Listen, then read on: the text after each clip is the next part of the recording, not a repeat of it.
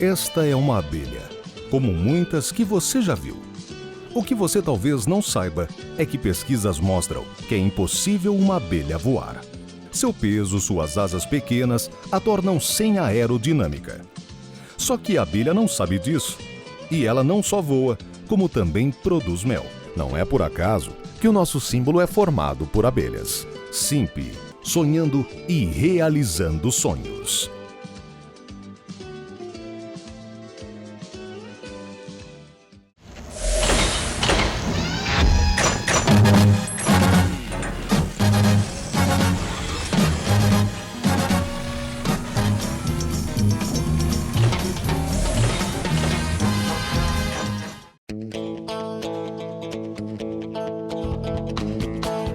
Vinte e 7 de junho de 2015, último final de semana do mês. Entramos no ar com muitas atrações. Confira! Em nossa pequena notável, visitamos uma pequena empresa que fabrica mochilas, lancheiras e pochetes funcionais.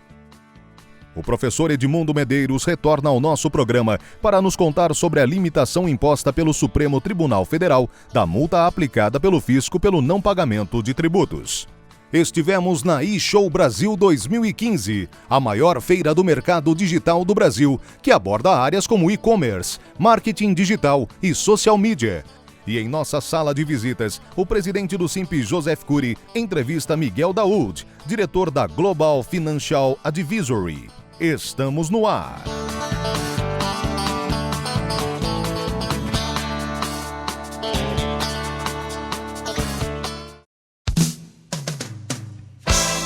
Você sabia que hoje, 27 de junho, comemoramos o Dia Nacional do Progresso? O Brasil apresenta um grande desenvolvimento desde a proclamação da República em 1889 até os dias atuais. Ao longo dos anos, o país tem sido palco de excelentes transformações políticas e sociais, reconhecidas por todo o mundo. O fortalecimento da indústria e os avanços tecnológicos beneficiam cada vez mais a população brasileira, que dispõe de uma melhora na qualidade de vida, mesmo não sendo ainda uma situação considerada ideal para todos.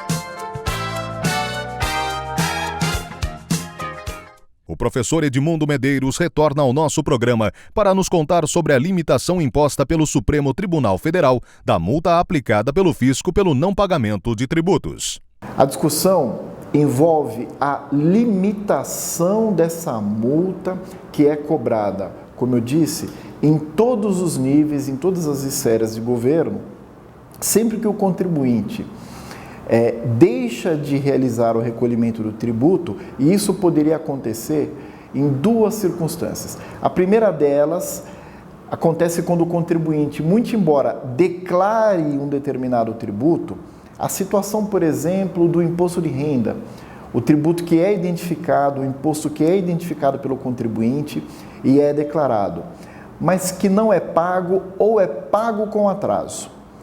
Esta é a situação que envolve a chamada multa de mora, a multa pelo atraso no pagamento. A segunda situação, e que eu considero uma decisão até mais importante que essa primeira, diz respeito à chamada multa de ofício, ou também conhecida como multa punitiva. Essa multa, diferentemente do primeiro caso, ela é aplicada em situações em que o contribuinte deixa de informar ao fisco uma determinada situação a qual ele estaria obrigado a comunicar. Nesses casos, portanto, nós temos, a título de exemplo, multas que podem variar de 75% a 225%, no caso federal. São autuações, por exemplo, levadas a efeito pela Receita Federal do Brasil. Pois bem, o entendimento do Supremo Tribunal Federal, proferido recentemente, é no sentido de que essa multa não pode exceder 100% do valor do tributo, sob pena de restar configurada a situação de confisco. E, portanto, os contribuintes envolvidos nesse tipo de situação têm agora uma possibilidade concreta e real de discussão disso, de discussão dessas multas elevadas perante o Poder Judiciário.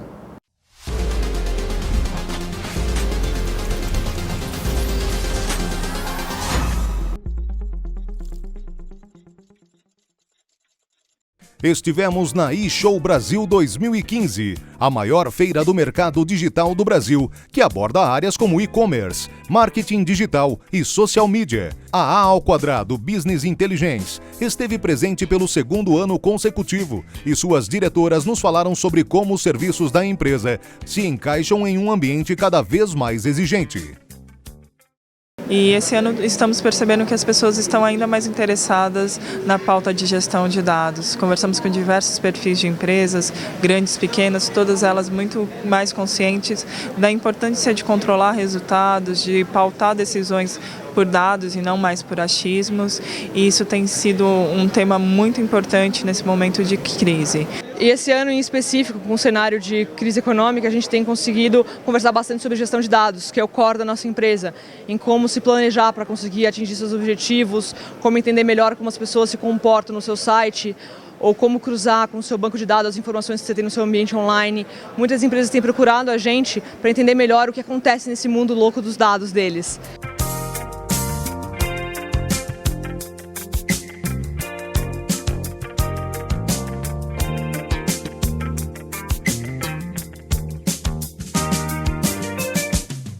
Costura é a forma artesanal ou manufaturada de se juntar duas partes de um tecido, pano, couro, utilizando agulha e linha. É uma arte que existe há mais de 20 mil anos. As primeiras agulhas de costura inicialmente eram feitas de ossos e chifres de animais. Em 1851, nos Estados Unidos, aparece a primeira máquina de costura com pedal, uma invenção de Isaac Singer, que ao introduzir uma série de outras melhorias, fez com que a máquina passasse rapidamente a dominar o mercado. Isaac Singer fundou então a Singer, empresa que lançou o sistema de venda a prestações e deu visibilidade mundial a esta máquina. Nossa pequena notável de hoje vai mostrar uma pequena empresa que usa essas modernas máquinas para fabricar mochilas, lancheiras e pochetes funcionais. A ideia surgiu com a chegada do meu filho. Nós buscávamos produtos que não fossem característicos para pais, tivessem os compartimentos necessários para transportar as coisas dos filhos, mas que não tivesse aquela cara de bebê, aquela coisa muito infantilizada, assim, e era difícil encontrar.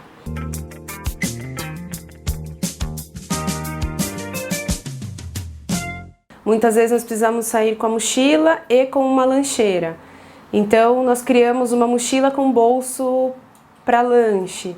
Quando íamos sair de bicicleta, para não ter que carregar a mochila, surgiu a ideia de criar uma bolsa pochete, que é mais versátil, dá para carregar as coisas de acordo com a demanda dos nossos passeios. Então foi mais ou menos assim que os produtos foram surgindo. A fábrica está situada em Ibiúna, interior de São Paulo, e em seu ateliê, a proprietária lança as ideias, desenha os modelos e, com o projeto pronto, envia para a linha de produção. A concorrência com o produto importado foi uma das questões que nós enfrentamos, por conta do peso da carga tributária no nosso país hoje.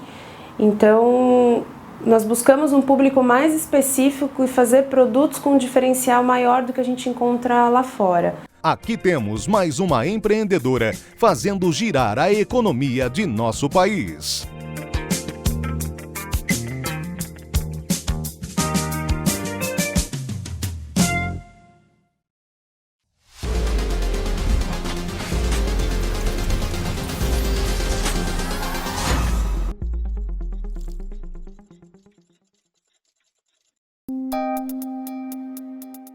Entrevista da semana.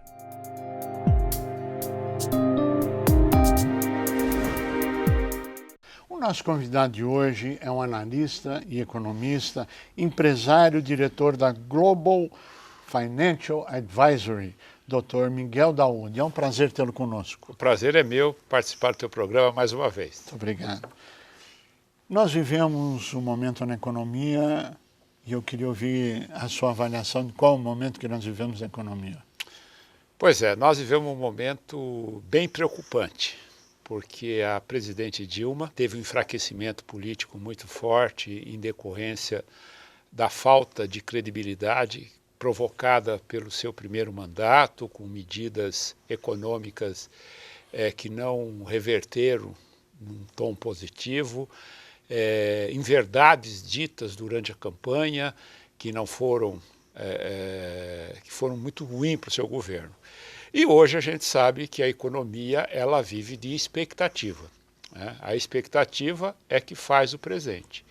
Como a credibilidade do governo ela se esfacelou, o governo foi terceirizado, a economia está com o ministro da economia, a parte política está com o vice-presidente, isso tudo traz preocupações e essas preocupações levam a indicadores ruins, que isso pode nos custar muitos anos de retração econômica.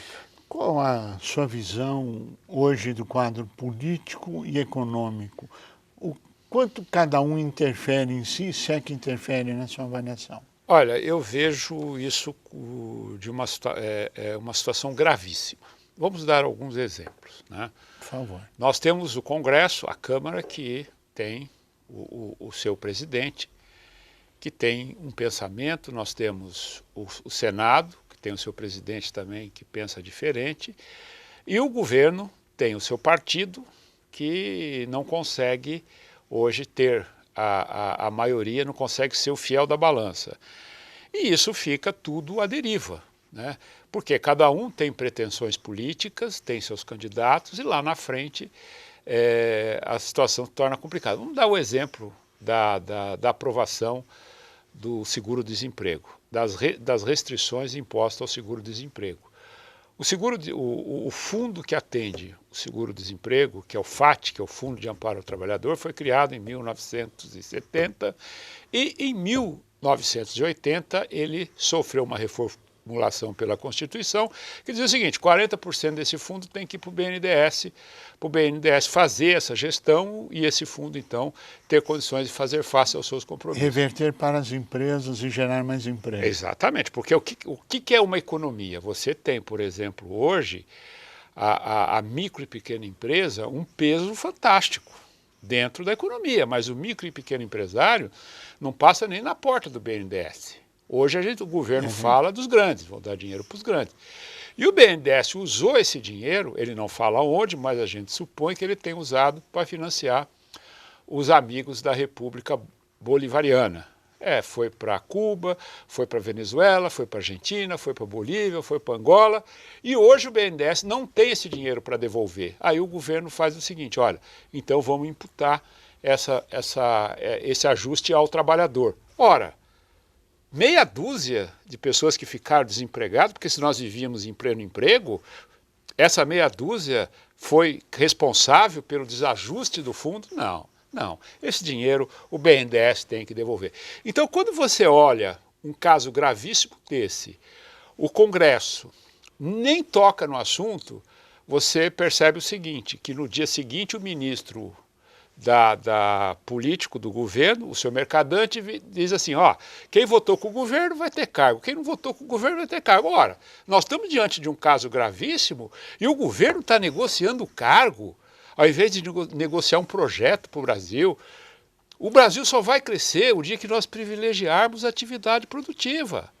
Agora, todo esse quadro político, como é que está interferindo no econômico, na sua visão? Em 2015 teremos crescimento, teremos a diminuição do PIB, 2016, qual a sua avaliação e qual o peso que se dá a esse desencontro político e econômico? Bom, a gente abordou que esse desencontro é nefasto para a economia. Então Sim. Vamos lá. Crescimento. O que é o crescimento de um país? É a soma de riqueza. Sim. Quando você cresce somando riqueza, essa riqueza ela é distribuída para as pessoas que participaram. Claro. Nós vamos ter uma perda de riqueza, porque o Brasil, as estimativas estão falando 1,5%, mas eu acho que o Brasil vai perder de crescimento 2,5% ou mais este ano. 2015. Então, 2015 o crescimento vai beirar de 2,5% a 3% negativo. Isso é um desastre porque gera desemprego, está sendo previsto aí uma perda de 600 mil empregos. Esse é um aspecto. O outro aspecto é a inflação. Esta inflação que está aí, ela não decorre de que as pessoas estão com dinheiro no bolso consumindo, porque as pessoas não estão com dinheiro no bolso. O que está havendo? Um aumento de custo. Aumento de custo por quê? Porque o governo está aumentando as tarifas, os preços administrados, combustíveis, transportes, e tudo isso está tendo impacto nos custos, aí o preço sobe. Então essa inflação não se combate com taxa de juros. E o poder aquisitivo não acompanha. Não acompanha. E aí as pessoas estão perdendo renda, perde consumo, perde a produção, o PIB cai. Bom, qual é o projeto do governo? O governo, vamos imaginar um rio com correntezas opostas. O governo quer ficar com um pé no crescimento e outro pé na retração. Não vai conseguir. Primeiro ele tem que acertar as contas e depois crescer. Mas ele não consegue fazer isso. Você acredita que o ano de 2015 isso poderá ocorrer ou não? Não, esse ajuste? Não, esse ajuste. Não ocorre. Isso irá afetar 2016? 2016, 2017 e 2018. Vamos dar um exemplo? Vamos. Dar um exemplo. Em março, no acumulado de 12 meses, o Brasil pagou, país, de juros, 493 bilhões, quase 400 bilhões de juros. Isso significa 7,6% do PIB. Isso não existe no mundo. Como é que nós vamos parar de pagar essa conta? Por quê? Porque lá atrás fizeram marmelada e agora o governo mistura tudo no mesmo saco, né? A pequena e média empresa é um patrimônio do Brasil. Sem dúvida. São empresas que estão aí. A micro e pequena mercado quanto gerando interno. emprego? 90% do emprego no Brasil é gerado por essas empresas. Aí o que o governo faz? Ao invés de preservar a atividade, ele impõe uma pena para essas empresas. Com a queda de consumo, com o aumento de impostos, com restrições.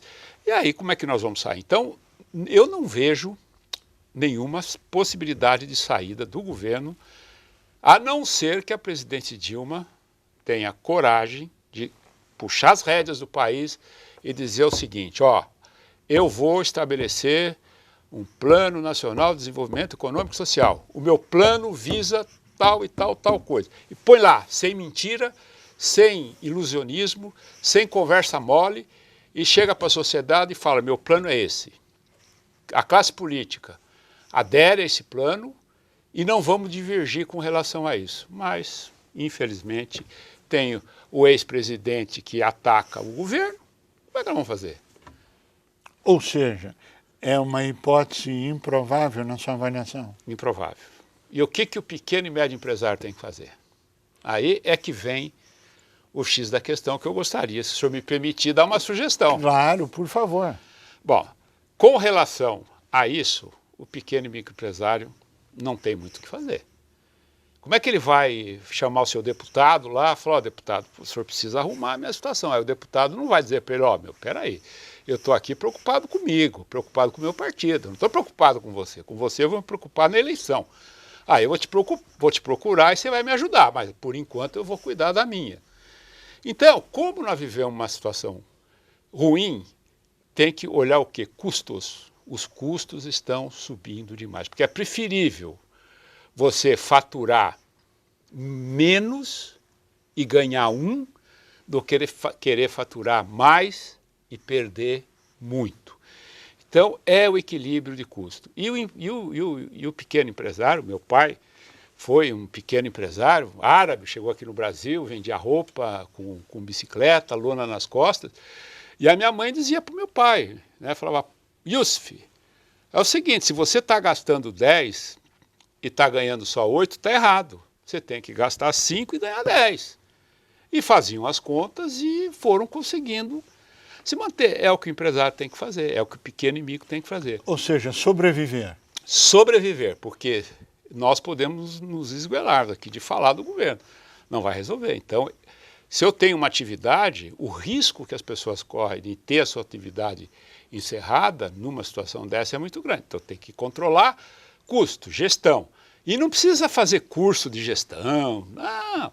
Vê lá, vê o que entra e o que sai. E controla isso esperando que um dia a coisa melhore e você possa dar sequência no seu negócio, porque senão chega uma hora que a conta não fecha.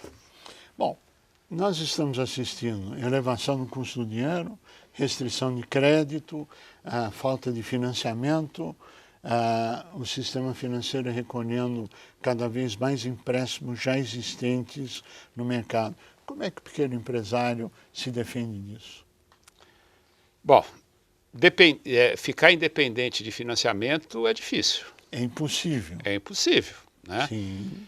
Porque o governo não privilegia o pequeno e médio, ele está privilegiando os grandes, né? Esse sim, tem juros subsidiados, tem critérios aí de compensações, agora o pequeno não tem.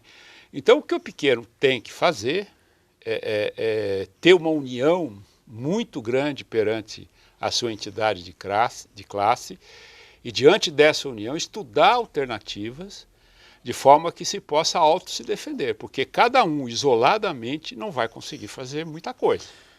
Ou seja, a inflação vai continuar? A inflação alta, taxa de juros, baixo crescimento, aumento de impostos, queda do consumo. Perda de poder aquisitivo. Perda de poder aquisitivo. Queda do PIB. Baixo crescimento, queda do PIB. Então, esse conjunto de fatores, ele é um desastre. Agora, qual é a solução? A solução é a presidente Dilma assumir as rédeas do governo e trazer para o presente aquilo que o mercado espera dela, a credibilidade. Porque o Levy não vai conseguir. Se nós pagamos quase 400 bilhões de juros por ano, olha, eu estou falando 400 bilhões de juros. Essa economia que o Levy está fazendo é de 67 bilhões. Como é que a conta fecha? Bom, meu pai, que era um libanês, que veio aqui, não sabia falar português, era analfabeto lá no Líbano, aqui ele sabia fazer isso. Ele falava, essa conta não fecha. Bom, nós infelizmente chegamos ao final do nosso tempo. Falei demais, né, doutor Cunha? Não, aqui é o espaço democrático onde está aberto para todos. Por favor, nos dê as suas considerações finais para encerrarmos o programa. Bom, eu queria agradecer essa oportunidade de estar conversando com os nossos amigos, né, e dizer a vocês o seguinte, não desanime. Eu acho que vamos em frente, vamos segurar os custos, vamos nos unir em torno de um objetivo e buscar isso a qualquer custo, porque, infelizmente, o país vai enfrentar dificuldades, nós vamos sair desse buraco, mas vai custar muito para aqueles que produzem e geram riqueza. Miguel Daoud, nós queremos agradecer muito a sua participação, as suas análises, e a você que esteve conosco, o nosso mais profundo agradecimento, com a certeza que estaremos juntos na semana que vem. Até lá!